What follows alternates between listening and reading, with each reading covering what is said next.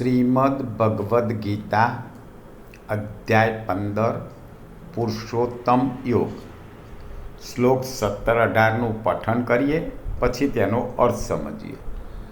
શ્લોક 17.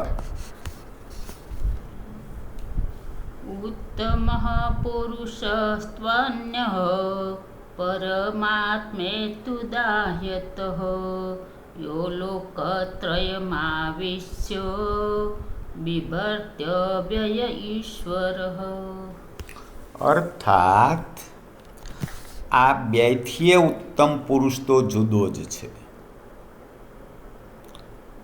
જે ત્રણેય લોકોમાં પ્રવેશીને સૌનું ધારણ પોષણ કરે છે, જેને અવિનાશી પરમેશ્વર તેમજ પરમાત્મા એવા નામથી ઓળખવામાં આવે છે.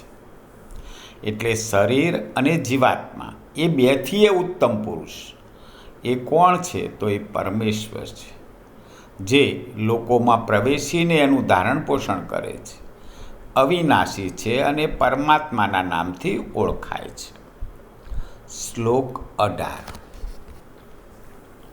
યસ્માત અક્ષરમતીતોહમ અક્ષરાદપી ચોત્તમઃ અતોસ્મિ લોકે વેદે ચ પ્રથિતઃ પુરુષોત્તમઃ.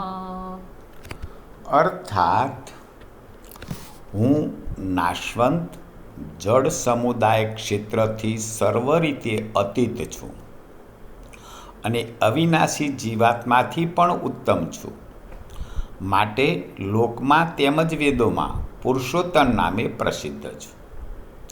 તો અહીં ભગવાન કહે છે કે હું નાશવંત અને જળ સમુદાય એ સર્વથી અલગ છું, અવિનાશી જીવાત્માથી પણ ઉત્તમ છું અને લોક અને વેદોમાં પુરુષોત્તમ નામે પ્રસિદ્ધ છું. જય શ્રી કૃષ્ણ.